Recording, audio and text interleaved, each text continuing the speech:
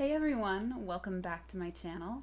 I hope you've all had a fantastic month, but I know that for many, including myself, it's actually been pretty challenging. Between the state that the world is in and man, everything that's been going on in my own life as well, I've been a little bit stressed out. But you know what? Stuff happens. I haven't had much chance to film, but I still wanted to show you guys all what I did for my June bullet journal spread.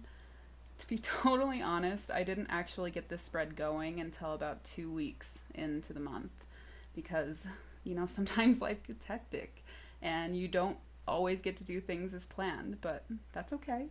I just kept using post-it notes and scraps of paper to keep track of my entries, and so I could then transfer them into my bullet journal later, and that's okay. If there's one thing that I've learned throughout my healing journey and my DNRS process is that you have to be kind to yourself and gentle with yourself. And so that's what I'm going to do. And so even though this past month didn't go quite as according to plan, I look forward to trying again this month and hopefully getting my spread done a little bit earlier than 2 weeks into the month. I knew that I wanted June to center around the theme of pride, but pride ended up looking much different this year than it has in the past. After the murder of George Floyd, much of the world finally seemed to open their eyes to the injustices that Black, Indigenous, and people of color face every day. As a queer person myself, I felt like I owed it to people like Marsha P. Johnson to fight for their freedom and equality, just like they fought for mine. I wanted to reflect that in this month's theme as well. And so the first page is a tribute to Marsha P. Johnson and her words, "No pride for some of us without liberation for all of us." I did this in watercolor, and it was definitely a challenge because I've never painted a person before. For the cover page, I did a wreath of different loose watercolor flowers across a spectrum of colors. I thought it would tie in well to the rest of my bullet journal and also allow me to experiment with different loose florals.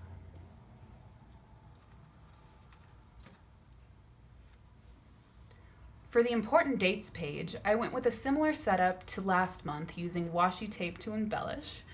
I had lots going on this month between school, work, and family stuff, and it's amazing that I'm able to go back to living my life how I was before I was sick, and now all I have to worry about is assignment deadlines.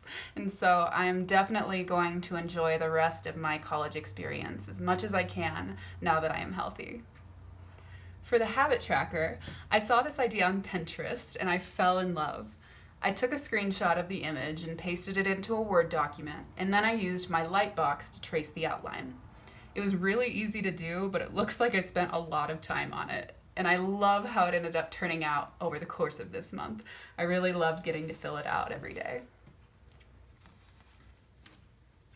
For my goals page, I kept it pretty similar to the important dates page heading with the addition of 2 metallic gold hearts just to fill up that extra space. I used washi tape rolls to trace the rainbows, and it ended up working out really well. This month, even though I started school again, I wanted to stay focused on my health and wellness. I wanted to take it slow and enjoy my summer, be mindful of stress and redirect it into healing pathways, and go hiking and explore the outdoors.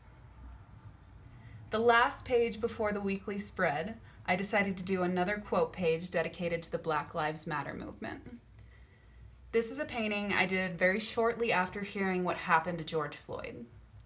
Art is a great way to deal with difficult emotions, and I feel like making this piece helped me to channel all of the hurt I was feeling into something beautiful. I've also used this piece in a campaign to help promote the safety and wellness of Black trans women of color. There is so much work for not only myself as a white person to do, but our society to do to even begin to address the struggles of Black, Indigenous, and people of color. This bullet journal spread is just a small way to remind myself that I owe it to them to keep fighting for them.